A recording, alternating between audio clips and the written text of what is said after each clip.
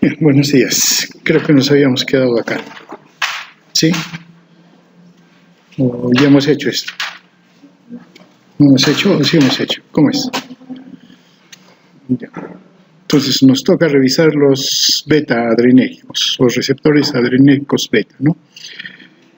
Claro, dependiendo de la afinidad que tengan por los receptores beta en este caso, tenemos los que tienen mayor afinidad por los beta 1 y claro, ciertamente mencionamos que la adrenalina tiene mayor afinidad por los beta 1 que por los alfa, ¿no? Y inclusive, claro, por eso se le considera, ¿no? Pero también está la dobutamina, el isoproterenol, la dopamina, aunque la dobutamina es considerada como agonista beta 1, en realidad es inespecífico porque tiene efectos beta 2. Y lo mismo el isoproterenol, es un inespecífico beta 1, beta 2. El salbutamol sí es específico para beta 2, la terbutalina, y bueno, acá está mencionada el isoproterenol, ¿no? Ahora bien, estos fármacos sí actúan a través del receptor beta, o los receptores beta adrenérgicos, con lo cual van a desencadenar sus efectos, ¿no? Son agonistas, entonces activan a estos receptores. Ahora bien, claro, por la definición de beta, son dos básicamente sus efectos, o dos órganos que tienen, sobre los cuales tiene efecto principalmente, sobre los bronquios y también a nivel cardíaco. Claro, en este caso, si hablamos de beta, agonista beta, estamos hablando de un efecto estimulante cardíaco. Claro, esto hace de que sea utilizado en algunos casos particulares como bloqueo cardíaco, tratamiento a corto plazo de descompensación cardíaca después de operaciones, por ejemplo, ¿no? El primer fármaco, en todo caso, que se utilizó como agonista beta todavía muy poco, pero todavía está vigente el isoproterenol, ¿no? Que es un agonista de los receptores beta no selectivo. Ahora bien, tiene una gran afinidad, ¿no?, por los receptores beta, pero tiene baja afinidad por los receptores alfa. Seguimos en el mismo concepto de que esa afinidad es relativa, ¿no? Utilizado por vía endovenosa, su efecto es disminuir la resistencia vascular periférica, sobre todo a nivel de músculo estriado. ¿Por qué?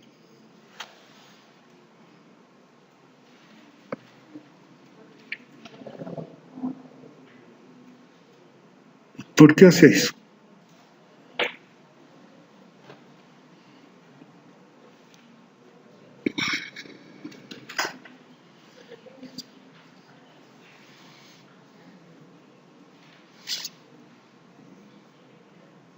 ¿Por qué? No para qué, sino por qué.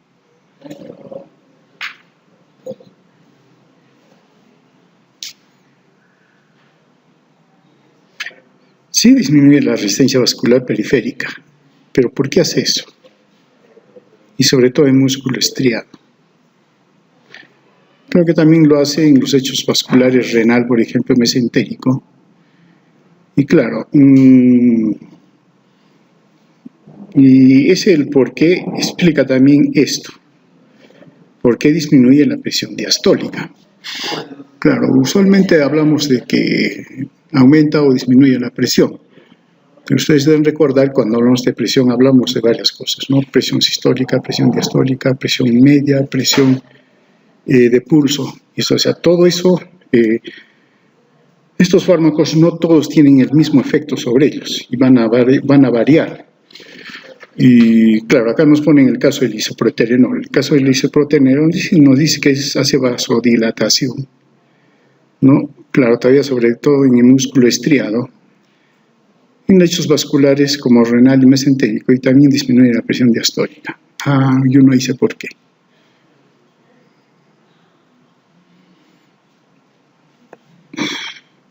Eso, digamos, hablando a nivel periférico, pero a nivel ya cardíaco propiamente, el isoprotenerol puede originar palpitaciones. ¿Por qué palpitaciones?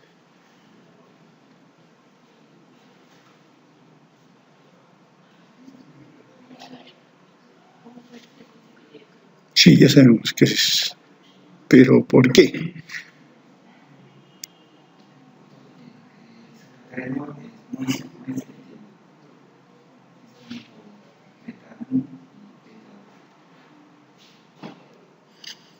¿Por qué? No me están dando la respuesta.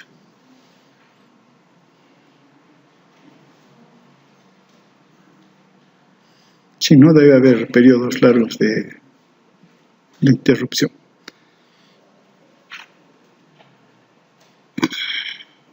Ya, tarea, ¿no? ¿Qué vamos a hacer? Sí proviene la broncoconstricción. O sea, todos estos tienen una explicación común, toditos ellos. Ahora bien, esta prevención de la broncoconstricción sobre todo se da en caso del asma, ¿no? Ahora bien, como quiera, el isoproterenol se absorbe con facilidad por vía parenteral. O también hay otra forma de darlo por aerosol, pero no hay por vía oral, ¿no? Se metaboliza a nivel del hígado por acción de la COM, pero no es un buen sustrato para la MAO, ¿no? Y no hay recaptación por parte del isoprotenerol a nivel de las neuronas simpáticas, ¿no? Ahora bien, claro, su toxicidad justamente se debe a ese mecanismo de acción que estamos hablando. Puede haber palpitaciones, su compañera dice taquicardia, claro, está la taquicardia, cefalalgia, bochornos, porque los bochornos, puede ocurrir inclusive isquemia cardíaca y arritmias cardíacas. La pregunta es esto, y está relacionado con esto. Claro, acá estamos bien, pero ¿por qué esto? Y claro, si el corazón se ve sometido por un lado a un estímulo para aumento de la frecuencia cardíaca, pero también hay una bradicardia sinusal, de hecho puede entrar en arritmia cardíaca, o sea, al final no sabe qué hacer, ¿no? Y justamente ese es uno de los problemas del isoproterenol, isquemia cardíaca y arritmias cardíacas. Las dos aplicaciones, como mencionamos, es estimular la frecuencia cardíaca en pacientes con bradicardia y bloqueo cardíaco y en el trastorno del asma. Claro, en el trastorno del asma tuvo sus últimas, o se aplica, pero este problema sobre el corazón hace que no se utilice para efectos del asma, o en todo caso es un fármaco, digamos, no de primera línea, de segunda, tal vez tercera línea que se pueda, cuando los otros de primera línea no funcionan, ¿no? Pero hoy en día casi no se utiliza debido justamente a estos trastornos a nivel cardíaco. Para el asma nos estamos refiriendo. Acá hay un cuadro comparativo con respecto a los efectos que tienen estos fármacos sobre la circulación, teniendo en cuenta la frecuencia de pulso, la presión arterial y la resistencia periférica. Si uno ve, por ejemplo, la resistencia periférica, nos resulta que la norepinefrina induce mayor resistencia periférica y que no era la epinefrina. ¿Por qué?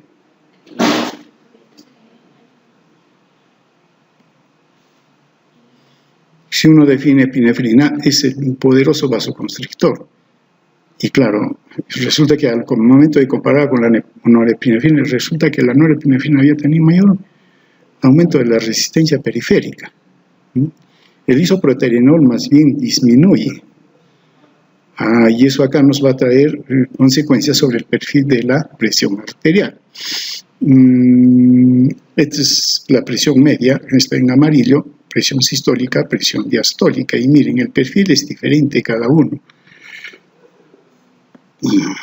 ¿Cómo explicamos esto?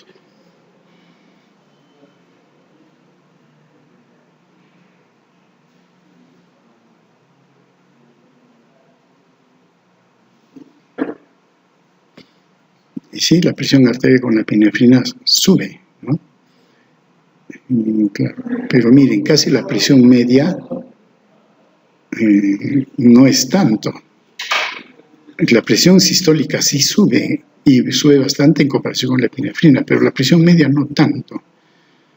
Y resulta que más bien que el isoproterenol disminuye, y disminuye la presión diastólica. La sistólica como que no tiene efecto el isoproterenol sobre ella.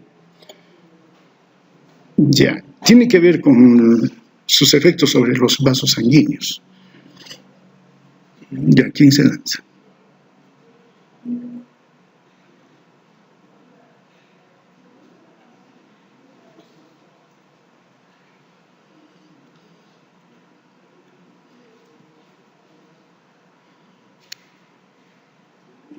Por eso estos fármacos no, claro, podemos decir que elevan la presión arterial, porque sí, yo diría que, puede que sí, ¿no? La epinefrina sí sube la presión arterial, y el isoproterenol también, pero estamos viendo que tiene otro efecto el isoproterenol, y eso hace que la presión media baje, aunque la presión sistólica sí pueda aumentar. Entonces uno tiene que recordar de qué depende la presión sistólica y de qué depende la presión diastólica. Del juego de los dos, entonces veremos si la presión de pulso varía o no varía, y también la presión media, ¿no? Y aquí es fácil, rapidito uno se puede dar cuenta acá. ¿Por qué esa diferencia? Por lo menos en cuanto a la presión, ¿no?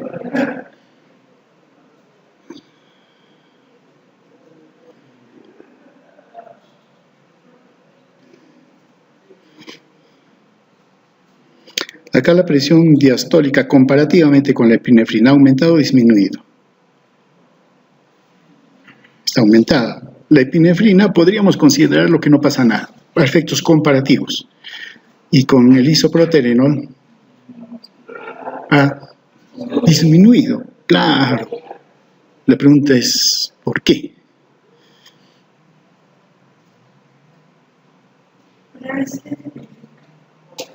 Ya, ¿qué pasa con la resistencia periférica?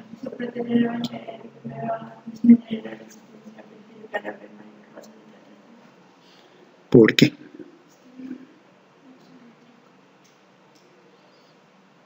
Sí, de hecho, acá hay una disminución de la resistencia vascular, disminución, lo que lo traduciríamos como una vasodilatación, a efecto de la epinefrina, que no hace vasodilatación, y la norepinefrina menos todavía. Y claro, y aquí sí nos da el orden de la afinidad con respecto a los receptores beta. Claro, receptores beta. Isoproterenol es beta. Es beta 1, beta 2. Beta 1 sobre corazón, pero beta 2, ¿dónde quedó? D. Músculo liso D. Hay músculo liso ureteral, intestinal, vascular. Si hablamos de vascular, venoso, arterial y todos ellos. Sí, aquí está la clave. Si ustedes se acuerdan, hemodinámica, receptores, y aquí uno se explica por qué. En realidad los tres, la epinefrina o la epinefrina suben, pero la epinefrina tiene otra condición, por eso es que como que la presión de pulso no varía, pero en realidad la presión sí sube en caso de la epinefrina, ¿no? En el isoproterenol sube, ¿por qué? ¿Y qué sube? Sube la sistólica. ¿Y qué pasa con la diastólica? Disminuye. ¿Por qué? Fisiólogos, ¿están los fisiólogos?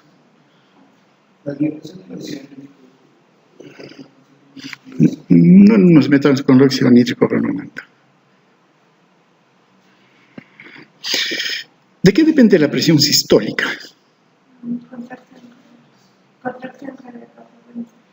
Claro, de la contracción cardíaca, de la fracción de eyección.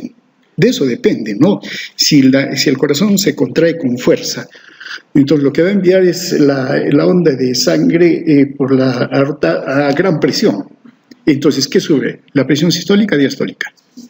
Sube la sistólica. Y si el corazón deja de trabajar con fuerza, ¿qué baja? ¿La presión sistólica o diastólica? La sistólica. Entonces, básicamente, de la presión sistólica depende de la actividad cardíaca, como bomba. ¿Y la presión diastólica de qué depende? De los vasos sanguíneos, del estado de los vasos sanguíneos. Si los vasos sanguíneos hacen vasodilatación, entonces baja la resistencia, baja la presión diastólica. ¿Y podemos tener las dos eventualidades? Sí, las podemos tener. Un fármaco que nos haga vasodilatación y un fármaco que estimule al corazón. Entonces, eso se va a ampliar. ¿Y qué amplía? La presión de pulso. Aumenta la presión de pulso, o sea, porque el rango es mayor. ¿Y la presión media puede variar o no puede variar? Puede que no. Claro, porque si uno sube y el otro baja, entonces el promedio se sigue manteniendo. Entonces la presión media puede mantenerse. Y casi, miren, aquí la epinefrina sí mantiene su presión media, o sea, no varía, ¿no? La epinefrina sí lo sube un poco. Eso porque habría que explicarse. Y el bisoproterenol más bien baja un poco. ¿Por qué? Y eso nos está señalando la potencia relativa que tiene cada uno de estos fármacos por los receptores beta en general. Por eso el texto nos pone en este cuadrito. Yo creo que sí. A veces esto se le da una compensación de que una frecuencia de pulso y por otro lado una periférica. No hablemos todavía con compensación. Después sí se habla de compensación, pero ahora solamente estamos viendo el efecto neto, básico, ¿no? Después sí es cierto, va a haber reacción, ¿no?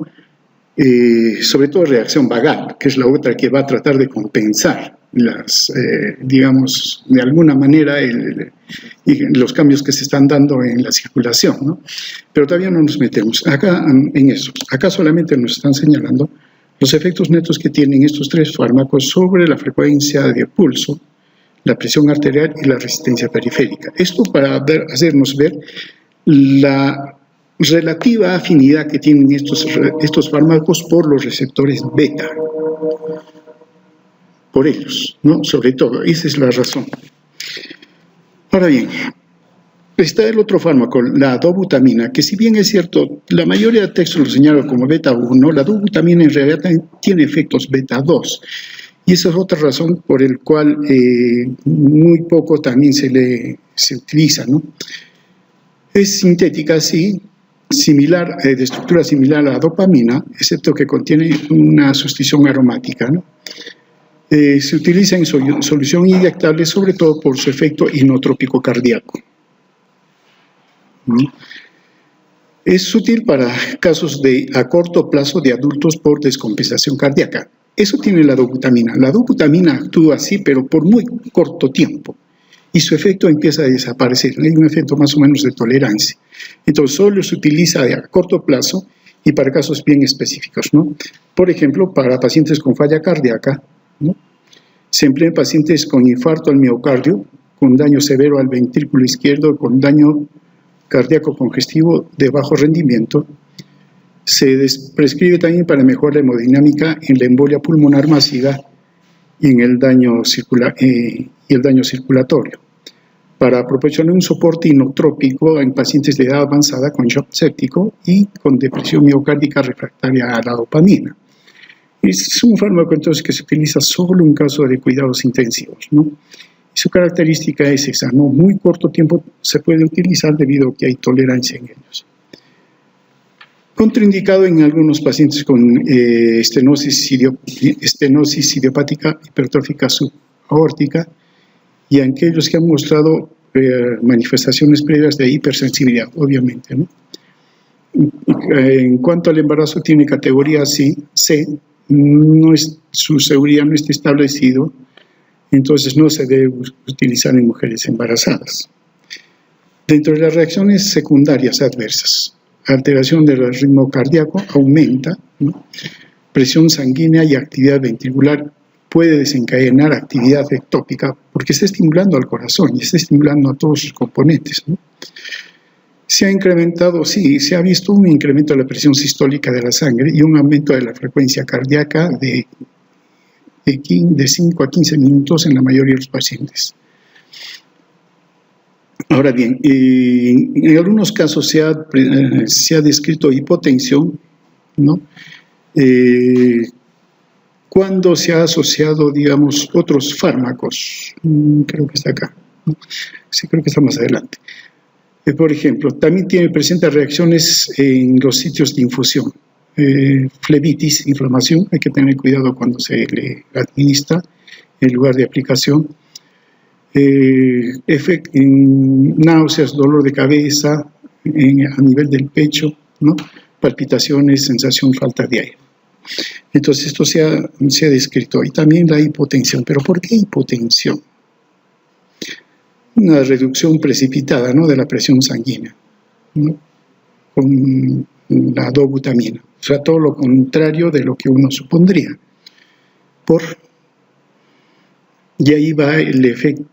Si solamente fuera beta 1, claro, la posibilidad de que sucediera esto no se daría. Pero refuerza que no es selectivo beta 1 enteramente, sino es beta 2. Y la pregunta es, ¿dónde está beta 2? ¿Y qué hace? ¿Ya? ¿Y qué hace?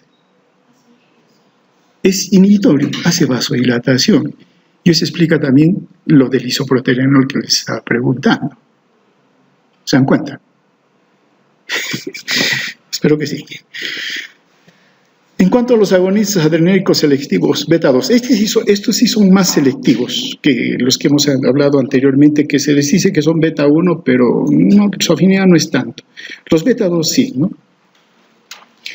Ahora bien, tienen menos actividad sobre beta 1 del corazón y por lo tanto entonces se utiliza para algo mucho más específico, ¿no? Sobre todo para inducir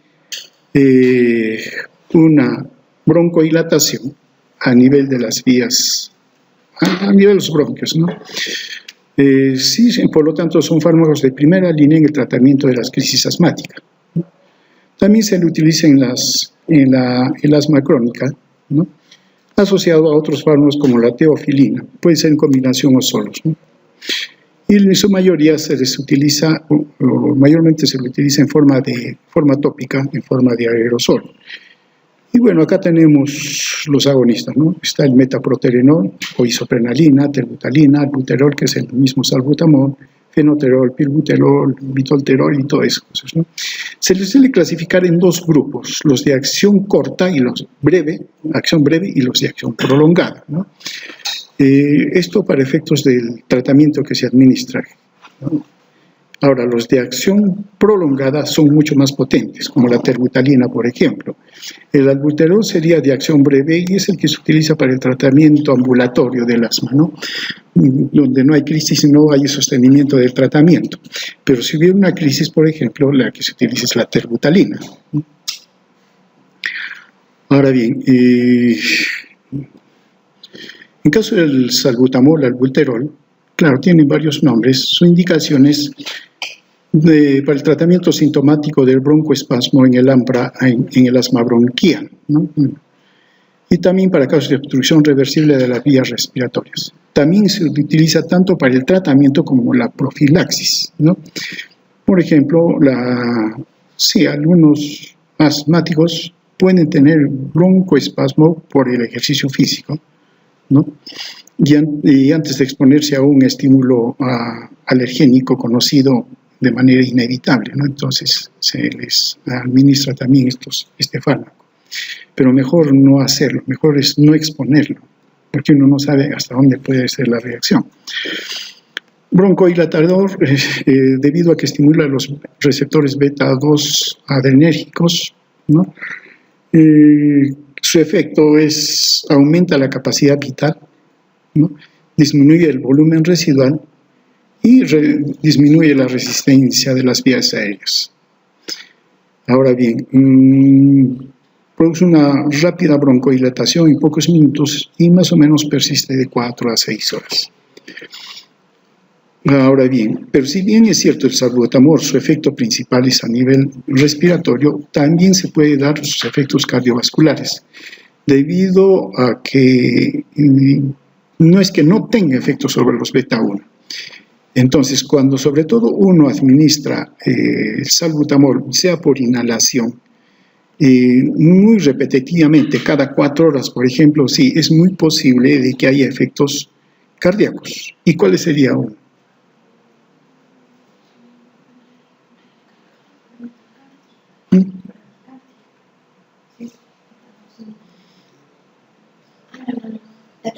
Taquicardia. Es selectivo beta, es selectivo relativo beta 2, lo que significa que puede actuar sobre beta 1. Solo lo va a hacer con altas dosis. Claro, y uno por el no entusiasmo, sino por la desesperación que no responde el paciente al asma, entonces uno empieza a darle más inhalaciones, ¿no? Y disminuye, y entonces poco a poco, entonces eso va a hacer que no solamente tenga efecto a nivel de los bronquios, sino pase al sistema circulatorio y llegue al corazón. Y entonces ahí el corazón tiene beta 1, entonces empieza a tener ese efecto. Su efecto del salbutamol en caso de broncodilatación es mucho más prolongado que el isoproterenol, ¿no? Debido a que el salbutamol no es sustrato para los procesos de captación celular ni para la metabolización de la catecolortometiltransferasa, la COM. O sea, tiene mucho más tiempo de permanencia. Ya tenemos bien claro, ¿no? Agonistas beta 1, corazón, ese es el problema, ¿no? Pero no solo problema, sino también por eso se les utiliza cuando uno quiere hacer estimulación cardíaca, todo ese tipo de cosas. Y el otro es beta 2. ¿Y beta 2 qué cosa es? Broncodilatador para el asma, ¿no? Listo. Pero hay otro grupo de fármacos que actúan, son agonistas simpáticos miméticos también, pero que no solo actúan a nivel periférico, sino tienen efecto a nivel central, ¿no? Y el modelo de este tipo de fármacos es la anfetamina, ¿no? Que ejerce poderoso estímulo sobre el sistema nervioso central y a nivel periférico tiene acciones tanto alfa como beta periféricas, ¿no? Y es muy eficaz hablando farmacológicamente y en el término de que es eficaz porque puede inducir efectos. Es eficaz sí por vía oral, pero habría que ver si eso nos conviene, ¿no? Y sus efectos duran varias horas. Si estamos hablando de la anfetamina, es un fármaco, como mencionamos, que tiene efecto tanto central periférico.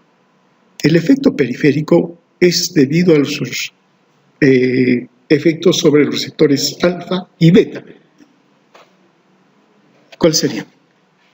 Si uno habla a nivel cardíaco o cardiovascular, ¿cómo se comportaría? Se comportaría de manera similar que la epinefrina, solo que es menos potente. Eso sí, hay una diferencia con eso. Pero, entonces, ¿qué tendríamos? Estímulo cardíaco, ¿no? Aumento de la frecuencia cardíaca, aumento de del gasto cardíaco, aumento de la resistencia, eso eleva presión, ¿no? Esa es una complicación que se puede dar. A nivel gastrointestinal, en caso de la anfetamina se describe que no es predecible. En algunos casos donde ha habido enlentecimiento resulta que hay estímulo, y cuando ha habido estímulo, enlentecimiento. Pues en realidad el efecto a nivel intestinal de la anfetamina es incierto, ¿no? A nivel bronquial. Claro, podríamos hablar de broncodilatación y mayor facilidad del estímulo. Entonces, si uno dice anfetamina, efecto alfa y beta periféricos, entonces uno se acuerda de todas esas cosas, ¿no? Ahora, nos interesa, por ejemplo, los efectos a nivel central. Y dentro de los efectos a nivel central están los efectos psicológicos que desencadena la anfetamina. Estos efectos psicológicos dependen de la dosis. Por un lado, del estado mental de la persona y de la personalidad del individuo. O sea que hay 3 cosas a tomar en cuenta, ¿no? Bueno, ni modo, está en los textos, así que yo no tendré la culpa si les digo las dosis. Las dosis a una dosis oral de 10 a 30 miligramos, por ejemplo, ¿qué causa? Estímulo, gran estado de alerta, disminuye la sensación de fatiga, aumenta el estado de ánimo, la iniciativa, la confianza en sí mismo, aumenta la capacidad de concentración, la actividad motora y de lenguaje, mejora la ejecución de las tareas mentales simples, pero no mejora los errores. Claro, si va a mejorar, si la tarea mental lo va a hacer más rápido, pero se va a equivocar más rápido si sigue equivocado, ¿no? Y esto hace que este fármaco lo utilicen ¿quién? Sí, fármaco, pero ya es una droga en realidad, ¿no? ¿Quién lo utiliza eso? Los estudiantes de medicina. Sí, lo utilizan. Claro, esto es lo deseado, ¿no? Necesito estar alerta todo el día, no quiero cansarme. Claro, tiene que trabajar con ánimo, debe desarrollar confianza en sí mismo, alta concentración, se vuelve locuaz, ¿no? Claro, las tareas hay que hacerlas más rápido, pero ojo, no les va a mejorar. Entonces sí, eso es una gran tentación, y no solamente el estudiante de medicina, y no falta el amigo, oye, tengo que exámenes, cosas, no puedo tomar algo, ya tómate esta pastillita, anfetamina. Que también mejora el rendimiento físico, y eso ha hecho que los deportistas en un momento abusaran de la droga. Hoy día es una de las drogas que está contraindicada, prescrita o proscrita, y se busca cuando se hace el dopaje al deportista para ver si tiene anfetamina. A menudo causa elación. ¿Qué cosa es elación? Euforia. ¿Qué es la elación?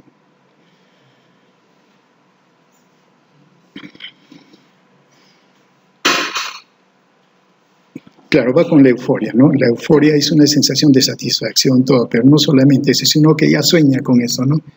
Y está en un mundo ideal y de mucha satisfacción. Pero aún así, todos estos efectos no son invariantes, dependen, como dijimos, de la persona, etc. Y también pueden ocasionar o pueden revertirse estos efectos con sobredosis o el empleo repetitivo, ¿no? En cierta manera, a dosis mayores y uso prolongado induce depresión y fatiga. Y justamente sobre la fatiga del sueño. Previene tanto la fatiga y el sueño, sobre todo cuando el rendimiento está disminuido por falta de sueño. Claro, como tienen que amanecerse 2, 3 días, 4 días tan agotados, ya pues, la anfetamina nos ayuda, ¿no? Reduce los lapsos de atención de privación de sueño inducido por en una atención sostenida. Uno viene y les pregunta, ¿han estudiado? Sí. ¿Se han amanecido? Sí. Pero no.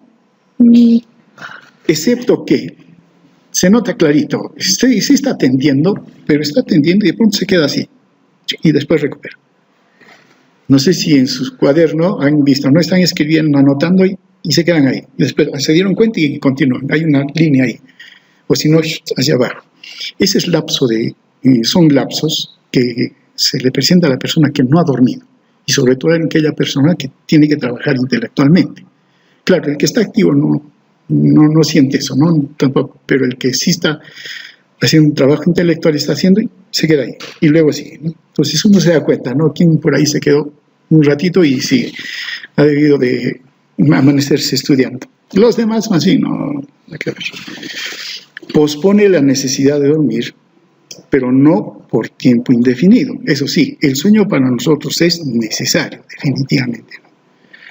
Cuando se suspende el uso de la anfetamina, bueno, ya dieron todos sus exámenes, ya están de vacaciones, el sueño no va a tarda más o menos 2 meses en normalizarse. Y mientras, ¿qué cosa hay? Sueño interrumpido, pesadillas, intranquilidad, ¿no? Entonces, ahí ven. Ahora, si eso no consideran como un efecto indeseable, acá hay otros efectos indeseables. Cefalea, palpitaciones, mareos, trastornos vasomotores. Claro, todo esto lo explicamos por qué. Efectos periféricos, ¿no es cierto? Hay agitación, confusión, disforia, aprehensión, delirio, fatiga. Ahora bien, la anfetamina sí en algún momento se ha prescrito para tratar la depresión, claro, sí, estimula todo, para suprimir el apetito. Claro, no faltó alguien que estaba en dieta y quería bajar de peso, ¿no? Para poder bajar o adelgazar, ¿no? Ahora bien, claro, los efectos más inmediatos son el aumento del estado de alerta, aumento de la energía, aumento de la confianza, reducción del hambre, el cansancio y el aburrimiento.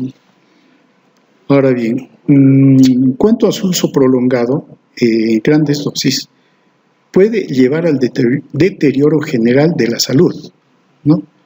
Claro, no come, no duerme, ¿no? Y eso cansa al organismo. Y por lo tanto se vuelve vulnerable a cualquier tipo de enfermedades. Por otra parte, altas dosis durante días puede causar delirio, reacciones de pánico, agresividad, disturbios emocionales, alucinaciones y sentimientos de persecución.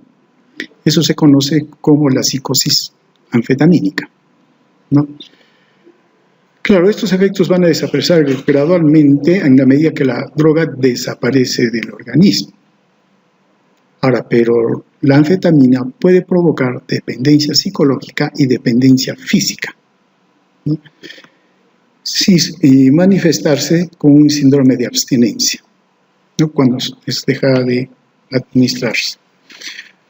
Ahora bien, los efectos de la anfetamina a nivel del sistema nervioso son indirectos, porque induce la liberación de la noradrenalina, y eso explica el estado de alerta, la anorexia, la actividad motora. Induce la liberación de dopamina, también explica la actividad motora, la conducta estereotipada de la persona. Aumenta la liberación también de serotonina, que causa las alteraciones de la percepción y conducta psicótica, ¿no? Ahora bien, en una intoxicación aguda, ¿no? Esto puede deberse a sobredosis. Claro, antes dijimos, ¿cuánto es la dosis? 10 a 30, ¿no? Pero se ha visto toxicidad desde 2 a 15 miligramos. Claro, entonces para aquellos que dicen de 10 a 20, tomo 8 nada más para que no me intoxique, no hay seguridad en eso, porque desde 2 miligramos sí hay toxicidad. Y la dosis letal es de 400 a 500 miligramos. Claro que también esto no es fijo, ¿no? Entonces, para que no muera, tomo 399. No. Causa inquietud, temblor, reflejos hiperactivos, locuacidad, hay tensión, irritabilidad, insomnio, fiebre y hay una subsecuente euforia. Hay confusión con agresividad, alteración del líbido, ansiedad, alucinaciones paranoides que pueden llegar al pánico. Y esto lo puede llevar a una tendencia suicida u homicida. No pocos casos han quedado así. Ahora, cuando se usa de manera prolongada, crónica, aparecen o se desarrollan los trastornos mentales. Alucinaciones vívidas y delirios, paranoides similares a la esquizofrenia. En algunos casos origina esquizofrenia, que estuvo ahí silente, guardada o incipiente, pero también presenta esta toxicidad crónica, tolerancia y dependencia, ¿no? Ahora bien, entonces, ¿cómo puede quedar esta persona? ¿Puede morir por una toxicidad aguda por efectos periféricos? Sí. Ejemplo, ¿cuál sería? ¿Por qué puede morir por efectos periféricos? Arritmias, taquicardias, pero lo más común es hipertensión. ¿Y la hipertensión qué causa? Hemorragia cerebral. Es una de las razones por la que puede morir por toxicidad aguda, ¿no? Ahora, nos apartamos ahí. ¿Qué puede pasarle con esta persona con una toxicidad aguda también? O se suicida o mataría. Ya, no se murió, no mató, no se suicida, pero ¿cómo queda? Con esquizofrenia. Y sí se ve, ¿no? Personas jóvenes que utilizaron esto por un largo tiempo, después están con esquizofrenia. Claro, ya se van, ya no están con nosotros, ¿no? Su mundo está en otro sitio. Entonces, ese es el problema de la anfetamina. Así es que antes de tomar, consumirlo, recomendarlo, piensen en hasta dónde pueden llegar, ¿no? Pero, por ejemplo, dicen, la anfetamina sí me puede causar efectos periféricos, sí me puede matar. Busquemos una droga que no tenga los efectos periféricos, o sean menos, pero sí los efectos centrales. Claro, apareció la metanfetamina, el crack. El crack también es una sustancia tipo anfetamina, solo que sus efectos periféricos son menores y por lo tanto es mucho más adictivo. Claro, no lo mata, no tiene mayor riesgo, pero sí, ahí está el crack. Y si el crack no le sirve, acá tenemos al otro, el metileno dioximetanfetamina, MDMA, conocido como el éxtasis. Claro, ¿no? Entonces, eso sí lo conocen, ¿no es cierto?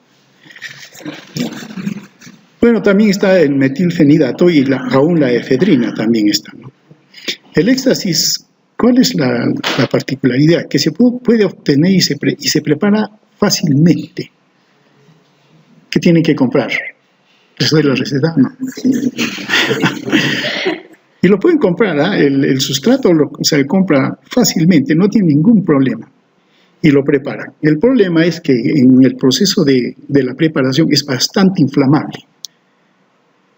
Y entonces resulta que llega un jovenazo a emergencia quemado en la parte de adelante, la cara y todo lo demás. Se le inflamó. No tuvo cuidado, se le inflamó, ¿no? ¿Qué cosa es? Es un cocinero, dice. Claro, un cocinero es el que prepara el éxtasis. Ese es el cocinero, dice, ¿no? Acaba de llegar un cocinero. Ah, ya. Sabemos quién es, ¿no? Estaba preparando su éxtasis y se le inflamó, ¿no? Ese es el riesgo. Tienen que tener cuidado cuando preparen su éxtasis. La otra forma que también se ha mencionado con respecto a estas drogas es que han sido utilizados como anorexígenos. Claro, han sustituido a las anfetaminas, ¿no? Pero ciertamente el problema de estas drogas es que pueden llevar a estados en los que nos puede llevar hasta la muerte, ¿no?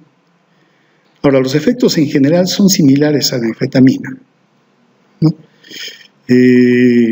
Bastante es utilizado o consumido por individuos que padecen anorexia, bulimia, por ejemplo, ¿no? Entonces, dentro de estos fármacos es ¿no? El tenodepozpan, ¿no? Su nombre genérico es dietilpropión, ¿no? Es una amina simpático-mimética similar a la anfetamina, también conocido como droga anorexígena o anorexigénica, ¿no? Anorexígena. Estimula el sistema nervioso central, lo cual aumenta el ritmo cardíaco, la presión arterial, reduce el apetito, ¿no? Ahora bien, se usa como un complemento a corto plazo para la dieta y el ejercicio cuando se trata la obesidad. Pero el problema es que ya si por alguna razón el médico prescribió esto, luego el paciente, y eso suele ver, lo sigue tomando. Ya como lo hizo efecto, está bien, sigue tomando. Y ahí se desencadenan todos los otros líos. No pueden tomar este fármaco los que tienen alguna alteración cardíaca, obviamente, presión arterial alta, aterosclerosis, ¿no? Si están tomando algún inhibidor de la monoaminoxidasa, porque potenciaría el efecto, ¿no?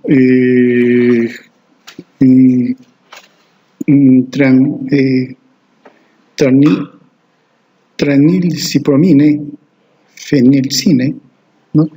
Dentro de los últimos 14 días, ¿no? Y tampoco si es que hay historia de abuso de fármacos o drogas, ¿no? Dentro de los efectos secundarios de gravedad, ¿no? Está alteraciones en el nivel cardíaco, elevación de la presión arterial, ¿no? Alucinaciones con comportamiento anormal, confusión. Y esto hace que también las personas que lo consumen no se den cuenta del daño que se están haciendo, ¿no? Otros efectos de menor gravedad pueden ser, ¿no? Inquietud, temblor, nerviosidad, ansiedad, dolor de cabeza, insomnio, boca seca o un sabor desagradable en la boca. También puede haber diarrea, estreñimiento, etc. Listo. Hasta ahí sería con los agonistas adrenérgicos. Nos quedan los antagonistas.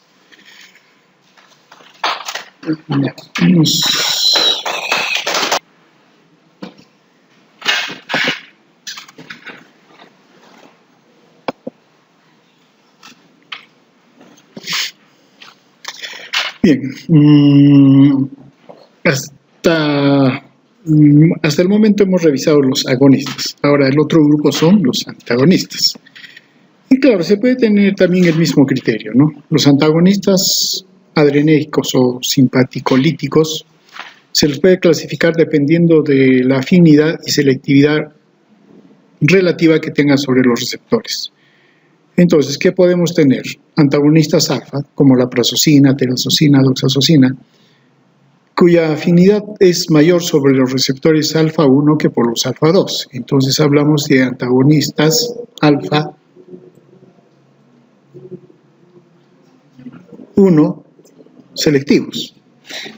No, la fenoxibenzamina, que más o menos es mayor que por alfa 1 que por alfa 2, pero no es tan selectivo. La fentolamina, que prácticamente no es selectivo, tanto para alfa 1 como para alfa 2. Y la rauwolfia, por ejemplo, yoimbina tolazolina, que tiene mayor afinidad por alfa 2 que por alfa 1. Ahora están los antagonistas mixtos como la betalol, calveridol, que digamos tienen efecto antagónico casi similar para beta 1, beta 2 y un poco mayor, que es mayor a alfa 1 y es mayor a alfa 2, ¿no? Y luego están los antagonistas beta, como el metoprolol, acebutolol, alprelolol, atenolol, etc., que tienen mayor afinidad por beta 1 que por beta 2. Entonces podrían ser señalados como antagonistas beta 1 selectivos. El propranolol, cartiolol, nadolol, etc., son prácticamente iguales en cuanto a afinidad por beta 1, beta 2. Entonces, antagonistas beta 1 inespecíficos.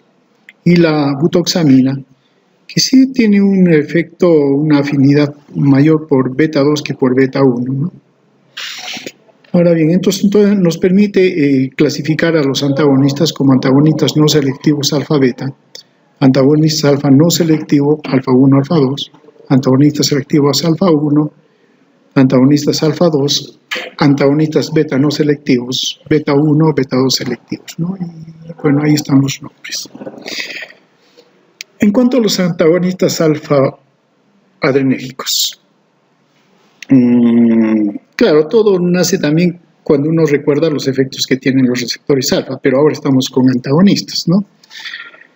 Tiene un amplio espectro de especificaciones farmacológicas. Son fármacos muy diferentes hablando químicamente, ¿no? También tienen afinidades diferenciadas, como habíamos mencionado, ¿no? Ahora, pero también puede ser de que tengan o desencadenen otras acciones que son independientes o diferentes al mecanismo de acción básico que estamos describiendo, ¿no? Ahora bien, por otro lado, sus efectos, claro, estamos hablando cardiovasculares sobre todo, no solamente se van a dar por su acción a nivel periférico, sino a nivel central, ¿no? Va a depender también de los efectos que desarrollan del estado cardiovascular del paciente y obviamente de la selectividad del componente utilizado. Si empezamos con la fenoxibenzamina y las alcoholaminas relacionadas, ¿no? Estos fármacos bloquean tanto los receptores alfa 1 y receptores alfa 2 y lo hacen de manera irreversible, ¿no? A través de un metabolito. Todavía entonces son fármacos de acción irreversible y de efecto indirecto. ¿Sí? ¿Sí?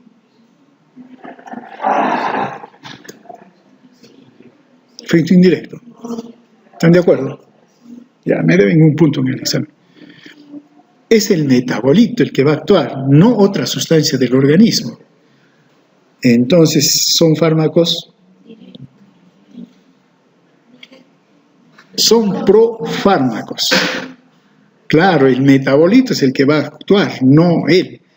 Entonces, tiene que ser metabolizado y ese metabolito recién. Entonces, en realidad lo que se está dando es un profármaco. Claro, un punto me deben, ¿no? Ya, 2 puntos, ya. Claro, si son antagonistas de los receptores alfa, inmediatamente uno recuerda, ¿dónde están los receptores alfa? Vasos sanguíneos. ¿Y qué cosa hacen los alfa? Hacen vasoconstricción. Y si lo bloqueamos, vasodilatación, entonces disminuye la resistencia vascular. Ahora bien, pero aumenta la frecuencia cardíaca. ¿Por qué?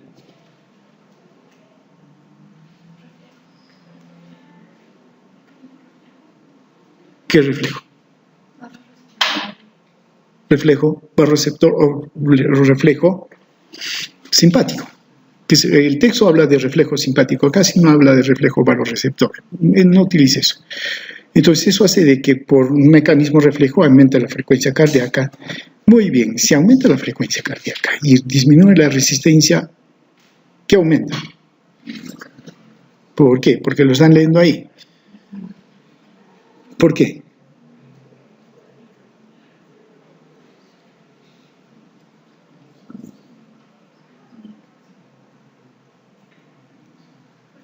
Ya, al que responde ya le quito, no le hago cargo de los 2 puntos que me debe.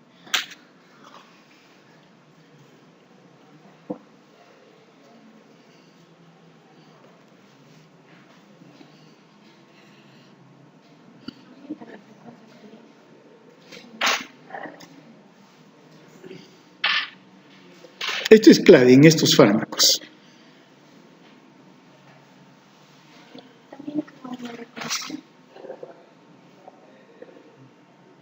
Ya. Ahí, como no selectivo, y ahí va a permitir la liberación de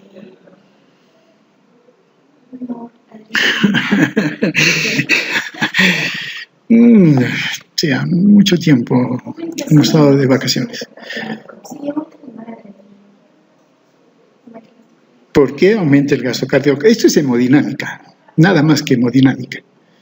Han hecho hemodinámica, ¿no? En fisiología. Yo creo que no han hecho. Vamos a tener que hablar con el docente. ¿Puede haber aumento de la presión arterial? Sí, pero puede haber aumento en la presión arterial sin aumento del gasto cardíaco. También eso es cierto. ¿Se dan cuenta? Aumento del volumen. Claro, el aumento del gasto cardíaco, aumento del volumen. Hasta ahí estamos claros. Lo que no me están diciendo es el por qué, el cómo. Porque disminuye la resistencia. 1. Luego. No aumenta la frecuencia. Ya.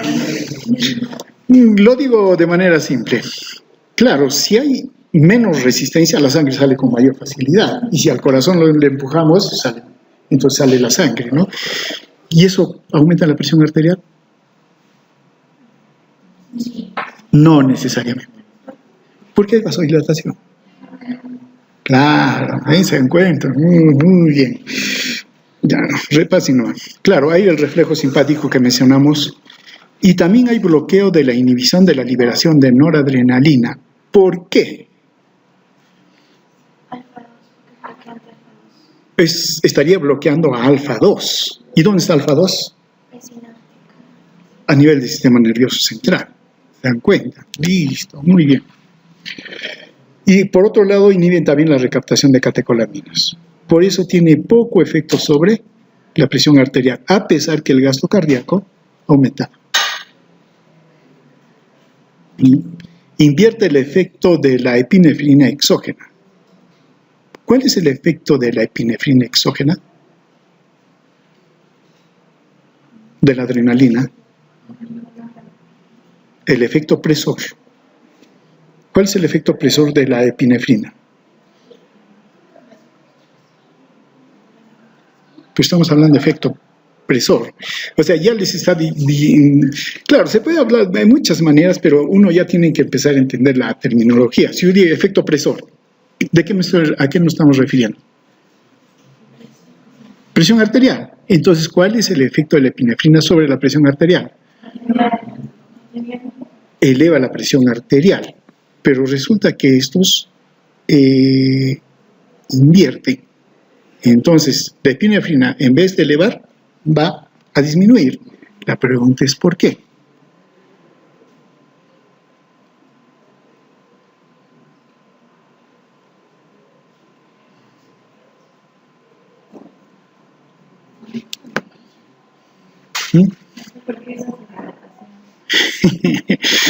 Por la persistencia de los receptores beta que no tienen oposición. ¿A qué beta se está refiriendo? Beta 2 que se encuentran en vasos sanguíneos. Claro, esos son vasodilatadores, entonces por lo tanto el efecto vasopresor alfa queda abolido, pero el beta 2 sigue, entonces solo queda él y solo queda vasodilatación, entonces en vez de subir la presión, más bien baja la presión. A dosis altas inhiben irreversiblemente la reacción de serotonina, histamina, acetilcolina. Eso también hay que tomar en cuenta, ¿no? Estos otros mediadores que también tienen influencia sobre la presión arterial. Vida media 24 horas, claro, como son irreversibles, es largo, y la finalización de sus efectos se da cuando se elimina la droga y hay una neosíntesis de los receptores. Y eso hace que su efecto, o esa sustitución o neosíntesis de los receptores, demora días, ¿no? Claro, debido a estos efectos o estos mecanismos de acción, ya los efectos se le utilizan en el feocromocitoma, que es un tumor de médula suprarrenal. Si es un tumor de médula suprarrenal, ¿qué produce este tumor? Catecolaminas, bravo. Neurona simpática hipersecretante de catecolaminas, hipertrofia prostática benigna. ¿Y por qué? Por bloqueo de la contracción del trígono y el intervesical inducido por los receptores alfa 1, 2.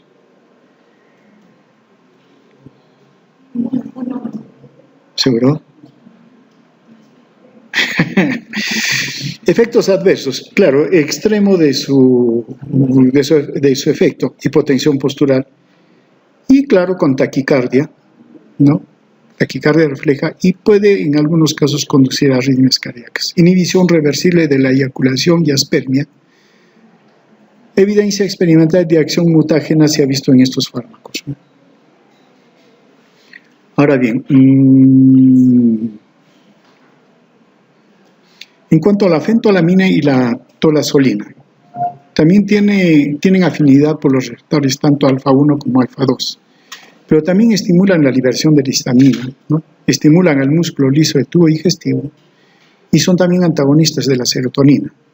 Ahora bien, son útiles también en caso del ferocromocitoma, ¿no? Para controlar sobre todo la hipertensión arterial en la pseudoobstrucción intestinal. La fentolamina de manera local previene la necrosis dérmica por extravasación de los alfa-adrenérgicos. Claro, si hay una extravasación de alfa-adrenérgico, lo que va a hacer una vasoconstricción y esto lleva a necrosis, ¿no? Evita la crisis hipertensiva ocasionada por la abstinencia de clonidina. Claro, la clonidina, ¿qué fármaco es?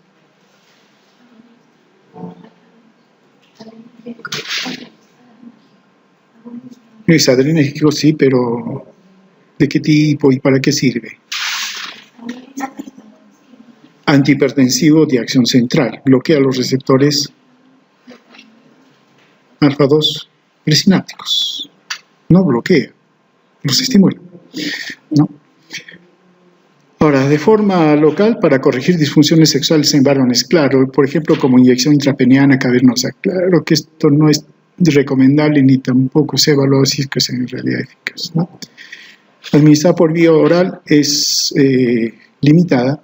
La tolazolina para el tratamiento de hipertensión pulmonar persistente en caso de neonatos.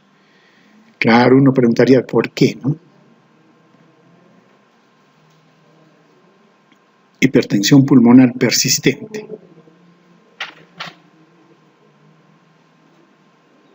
Bueno, ya, si fuera persistente o no del neonato, pero ¿por qué con hipertensión pulmonar? ¿Puede haber hipertensión pulmonar? Claro. ¿Cuál sería la causa? Fisiopatología. ¿Han hecho fisiopatología? ¿A qué capítulo de fisiopatología ya han llegado? Fiebre reumática. No, entonces ya han hecho, ya. Claro. Claro. Fiebre reumática tiene problemas cardíacos y eso puede alterar la hemodinámica. Claro.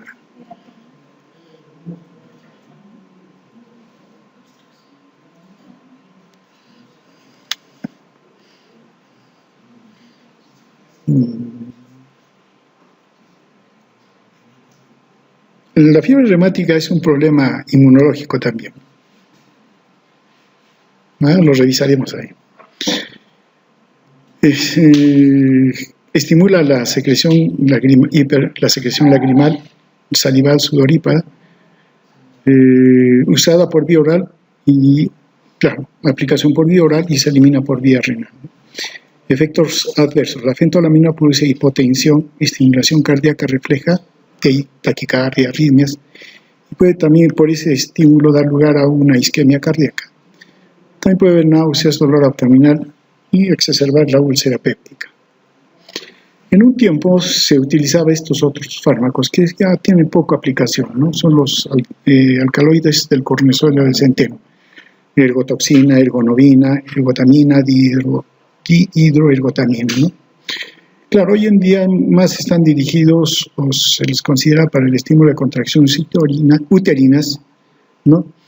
Para efectos de disminuir, por ejemplo, la hemorragia posparto, ¿no? Pero hoy en día casi no se utiliza. ¿Por qué? ¿Qué se utiliza hoy en día más? La oxitocina. Claro, es la que antes no se utilizaba mucho, ¿no? Ahora, sobre todo la oxitocina sirve para estos efectos, ¿no?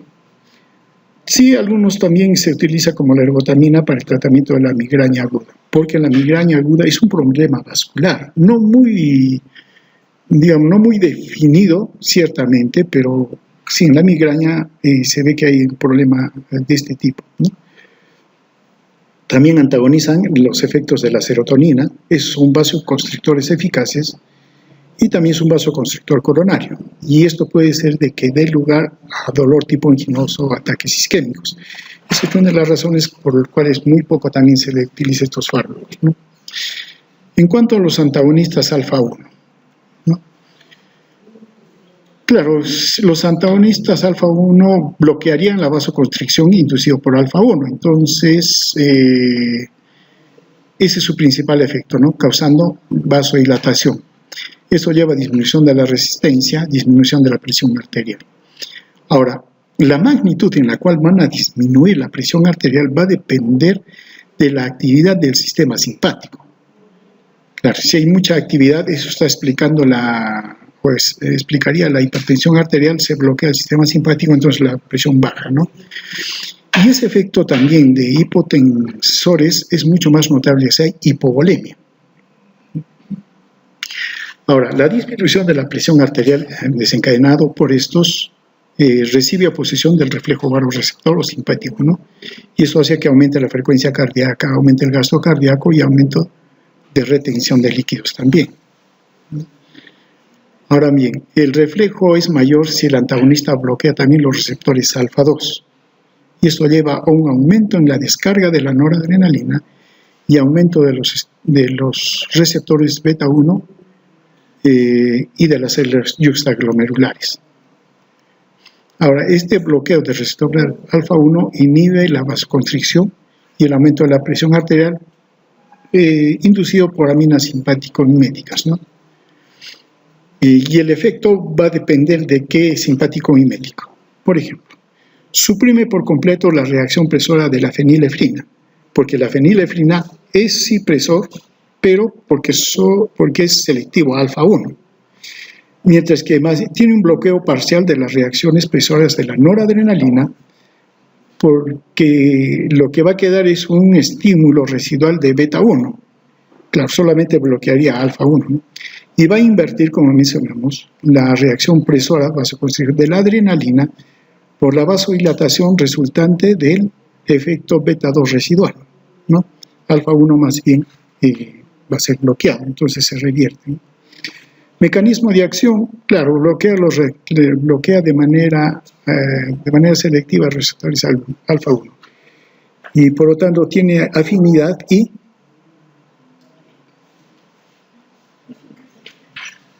no tiene eficacia. Claro. Si ustedes me dicen tiene afinidad y eficacia, ese es un agonista. Estos tienen afinidad pero no eficacia y por eso son antagonistas. Este efecto, este bloqueo, tanto en arteriolas como en venulas, ¿no? Ahora bien, su selectividad es responsable de la disminución de la taquicardia refleja, ¿no? Esta afinidad permite a la noradrenalina ejercer una retroalimentación negativa sin oposición, ¿no? Reduce la presión arterial, por lo que mencionamos, la vasodilatación. Y sí es también mucho más eficaz como antihipertensivos cuando se les asocia a beta bloqueadores. Claro, en ese caso, ¿a quién se está bloqueando también? Al corazón, ¿no? En cuanto a su actividad terapéutica, claro, tiene acción vasodilatadora, ¿no? Disminuye la resistencia, disminuye la presión y relaja la musculatura lisa de las vías urinarias y la vejiga, lo que reduce la obstrucción urinaria en pacientes con hiperplasia prostática. Entonces de ahí salen sus indicaciones. Caso de hipertensión arterial, en caso de insuficiencia cardíaca congestiva, en síndrome de Raynaud. ¿Qué cosa es el síndrome de Raynaud? Sobre todo en las mujeres.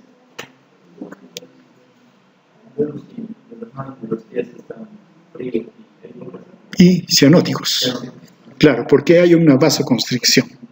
Claro, hay el fenómeno de Raynaud, que eso nos puede pasar casi a todos debido al frío. Ahora que se acerca la temporada de frío, de helada, entonces sí, los dedos fríos y dedos cianóticos, ¿no?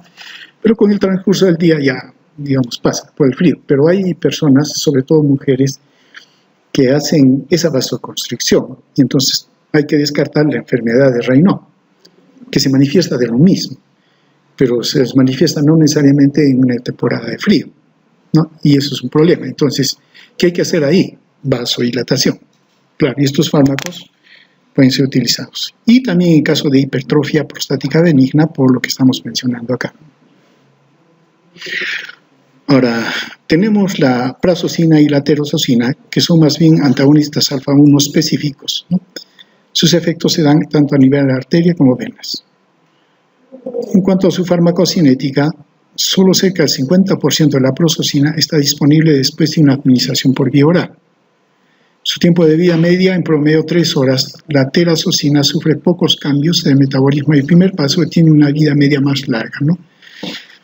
Efectos que se pueden dar, efectos adversos cardiovasculares. Y a uno inmediatamente empieza a deducir. ¿Cuál sería? Hipotensión, y sobre todo la hipotensión postural, ¿no? Y eso se presenta generalmente con la primera dosis, ¿no? Y es que hay que tener cuidado cuando se administra esto y, digamos, advertirle al paciente, porque puede inclusive llegar a un síncope, ¿no? Entonces hay que decirle que lo tome, estado echadito, tranquilo, y a ver, esperamos la respuesta. Si no hay problema, ya. También puede producir edema y palpitaciones, ¿no? Y también se ha descrito casos de dolor anginoso e infarto de miocardio. ¿Por qué?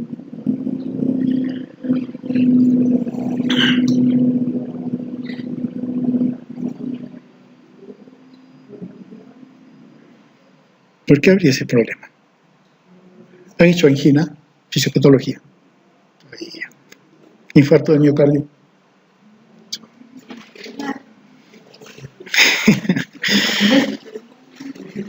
Ya, pero como sea, ya son fisiopatólogos, ya deben saber. Claro, es que está en la fisiopatología la explicación por qué estos fármacos pueden dar esos problemas. Aunque también la fisiología, sí, la fisiología también puede ayudar, acá ayuda la fisiología. ¿Cuáles son los factores de irrigación del corazón? Claro, uno piensa vasos coronarios. ¿Cómo se controlan los vasos coronarios? Si hay vasoconstricción, entonces hay más irrigación. Claro, se le priva de sangre al corazón, oxígeno, ¿qué podemos tener? Una angina. Si hay vasodilatación, entonces eso está mejor, ¿no es cierto? La pregunta sería, ¿cuándo hay vasoconstricción? Cuando hay vasodilatación, por un lado. La otra es la hemodinámica. Tiene una característica especial la irrigación que se da a través de los vasos coronarios. Y se explica por la anatomía.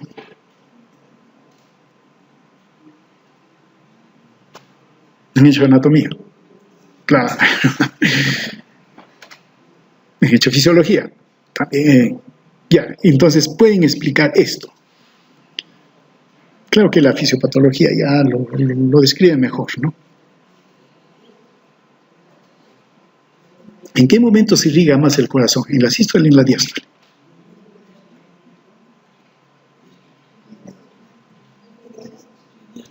En la diástole, por todo eso que hemos hablado de anatomía y todo lo demás. Entonces, si se acorta la diástole, se irriga menos al corazón, y ese es el riesgo que tiene, cuando el corazón está trabajando demasiado, y si por ahí hay un defecto de los vasos, no le llega la suficiente cantidad de sangre, oxígeno, y aparece la angina, ¿no? Esa es una razón. ¿Cuál es la otra? Cuando el corazón está enviando la sangre con mucho entusiasmo y la está enviando a todo dar, sale la sangre, y acuérdense de que los vasos coronarios, esta es la aorta, y los vasos coronarios están aquí. No están así como en los otros vasos, ¿no? Entonces empuja y va. Está así, casi es perpendicular. Entonces prácticamente la sangre se sale. Ahora, muy bien, si facilitamos la sangre, entonces la sangre del corazón va a salir con mayor facilidad. ¿Va a entrar a las coronarias? No va a entrar. Va a entrar, no es que no entre, sino va a entrar, pero va a entrar menos. Claro, entonces el hecho de facilitar o disminuir la resistencia vascular, sí, al organismo le conviene y al corazón también le conviene, porque le es más fácil enviar la sangre, ¿cierto? Pero se olvida de que las coronarias están en tal posición que más bien el torrente se está yendo y no le está entrando en la suficiente cantidad. Ese es el problema. Entonces siempre debe haber cierta resistencia para que las coronarias también tengan la suficiente presión y la suficiente cantidad de sangre. Si disminuimos resistencia, entonces toda la sangre se va por ahí, ¿no? Entonces, claro, ¿qué podemos tener? Si no hay problema, podemos tener un dolor anginoso, pero si esos vasos tienen problemas, sí podemos llegar a tener un infarto de miocardio, ¿no? En cuanto al sistema nervioso, causan cefalea, que es frecuente, somnolencia, ansiedad, insomnio, ¿no? Otros efectos, fatiga, efectos anticolinérgicos, rinitis, disnea, poliuria, disfunción sexual, priapismo. ¿Por qué disfunción sexual?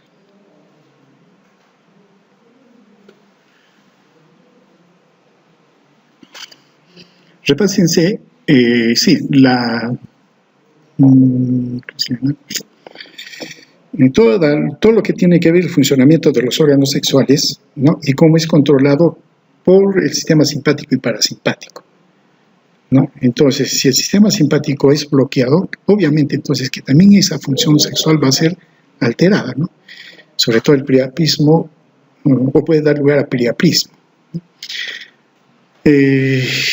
Claro, ya. Tiene interacciones con vasodilatadores y nitritos. Claro, el efecto antihipertensivo aumenta. Y el efecto adverso que aumenta, ¿cuál es? La hipotensión, ¿no? Los AINES disminuyen el efecto de estos antihipertensivos, potencia la acción de otros antihipertensivos para la disminución de la presión arterial. La doxazosina tiene una estructura parecida a la prazosina, altamente selectivo por los receptores alfa-1 del sistema nervioso simpático, causa vasodilatación periférica, reduce la resistencia vascular, la presión arterial, ¿no? Y esta reducción es algo mayor en el paciente cuando está en posición de pie que cuando está en posición supina. Afecta el metabolismo lipídico disminuyendo el colesterol total, las LDL y los triglicéridos. ¿Y esto es bueno? Claro, esto es bueno. Sobre todo un paciente hipertenso que tiene problemas de dislipidemia, ¿no? Actividad terapéutica para el tratamiento de la hipertensión en general, ¿no? Bueno, acá está la dosis, inicialmente 1 miligramo a la hora de acostarse, ¿no? Y se ajusta según la respuesta. Tratamiento de la hipertensión benigna prostática, claro, en personas ancianas, inicialmente también 1 miligramo por día. ¿Por qué? Por la hipertensión benigna de próstata.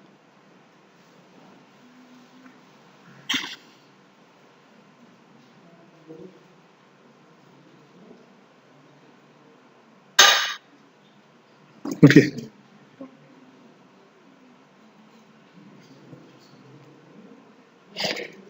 Y casi la doxazocina mucho se utiliza en estos pacientes, ¿no? Para la hiperplasia benigna de próstata. La pregunta es ¿por qué? Histología. ¿Han hecho histología? ¿Han hecho cortes de próstata?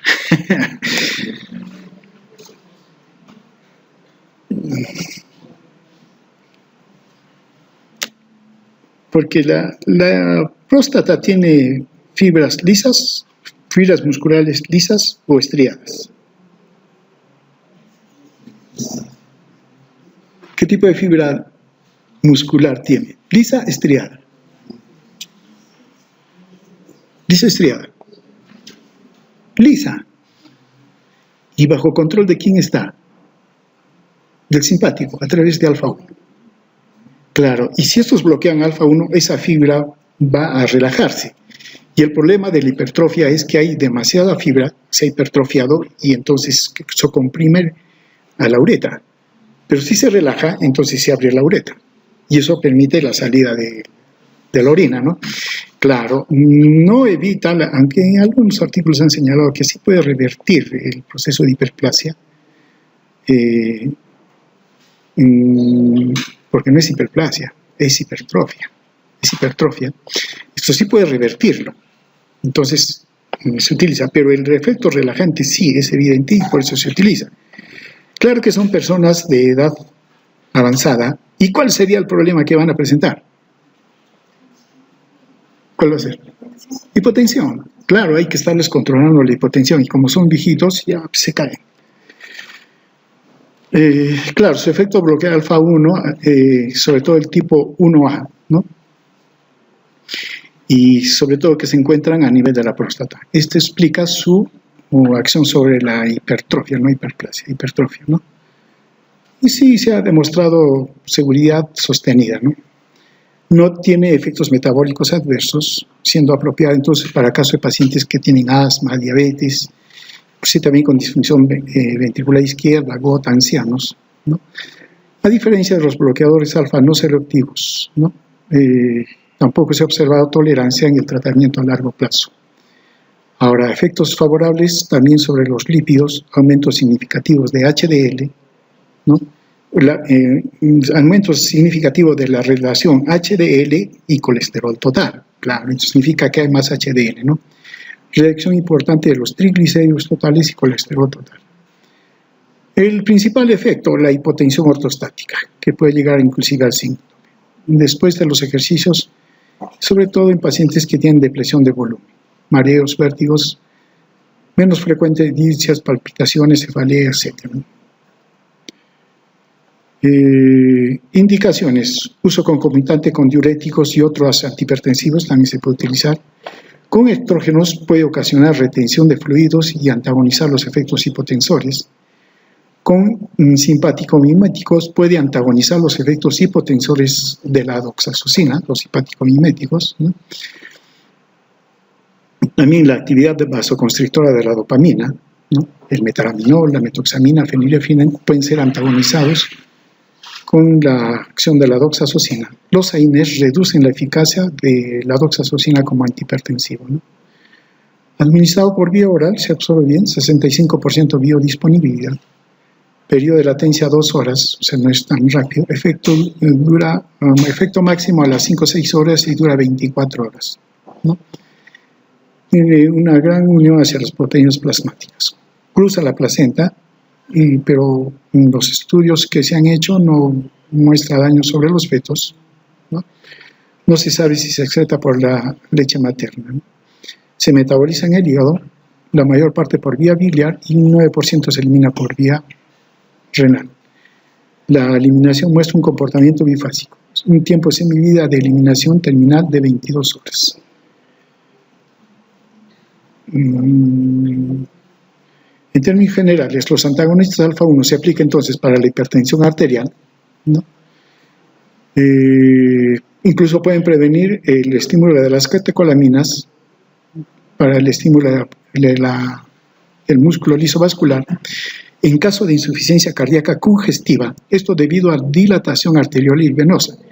Claro, esto hace que disminuya la resistencia, entonces disminuya la poscarga y disminuya también la precarga. Como hay venodilatación, entonces no llega o disminuye la cantidad de sangre que llega al corazón, entonces disminuye la poscarga también, ¿no?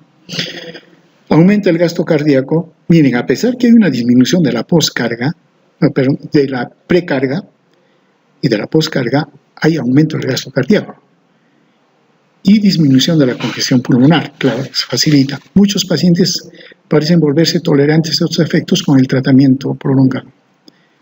No se ha observado ciertamente que prolongue la vida en comparación con el tratamiento con otros medicamentos. Claro, si comparamos el efecto antihipertensivo, el efecto benéfico del paciente y el tiempo de sobrevida que le da comparado con los inhibidores de la ECA, hidralazina y todo, aparentemente no hay diferencia, ¿no? Útiles en la hipertrofia benigna de próstata y por lo que hemos mencionado, y también inhiben la contracción del esfínter y el trígono vesical, ayudando a la evacuación, ¿no?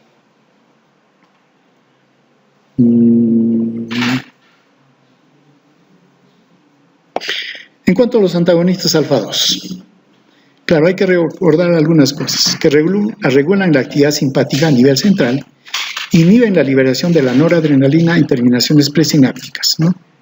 Ahora bien, la activación de estos receptores, por ejemplo la clonidina, inhibe la actividad simpática, originando disminución de la presión arterial. Más que fármaco, es una sustancia, un modelo, sobre todo que se utiliza para comparar algún posible antagonista alfa-2, y es también experimental, ¿no? La yohimbina bloquea los receptores alfa-2, aumenta por lo tanto los impulsos simpáticos y esto aumenta la liberación de noradrenalina, activa receptores alfa-1, beta-2 y por lo tanto aumenta la actividad de la presión arterial. Claro, si los antagonistas alfa-2 bajan la presión arterial, es lógico que uno que hace lo contrario y que tenga acceso al sistema nervioso central va a aumentar la presión arterial, ¿no? Ahora, en los hechos vasculares alfa-2 hay contracción del músculo liso, ¿no? Y eso hace que las catecolaminas circulantes tengan efecto. Es el caso de la enfermedad de Raynaud, ¿no? Ahora, por otro lado, en otros lechos hay relajación, ¿no? Sobre todo por parte de la noradrenalina con terminaciones simpáticas y liberan el óxido nítrico, ¿no? Esto sería a nivel periférico. Eso hace que estos fármacos tengan pocas aplicaciones clínicas en la práctica, ¿no? Sí, claro, pueden causar disminución de la presión arterial y hipotensión. Se utiliza también en caso de disfunción sexual, ¿no? Pero también llegan con facilidad al sistema nervioso, aumentan la presión arterial, ¿no? También aumentan la actividad motora y los temblores, de ahí que casi no se utilice. Son los reacciones adversas, ¿no? Agravación de una depresión psíquica preexistente, desencadenamiento de depresión psíquica, trastornos del sueño. Perdón. Sí.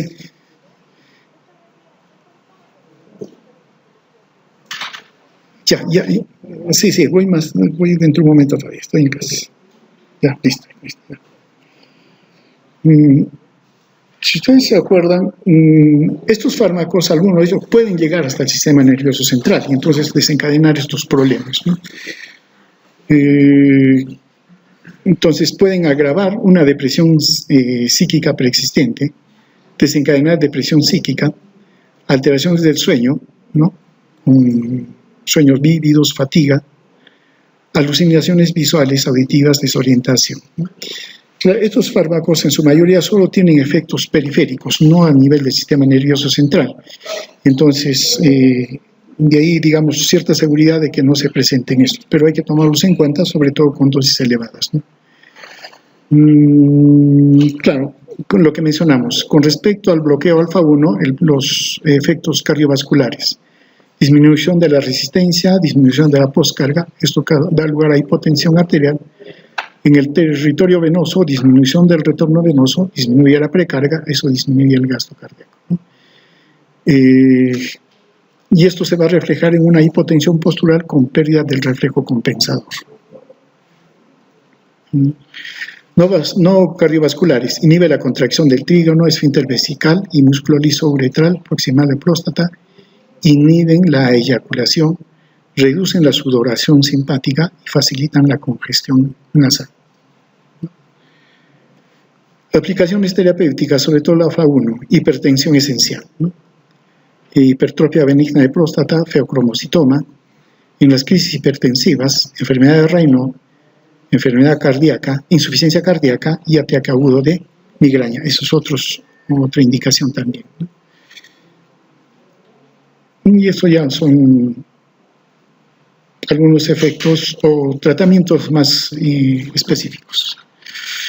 Muy bien, deberíamos continuar con los bloqueadores beta, pero hay una reunión que han convocado. ¿Listo?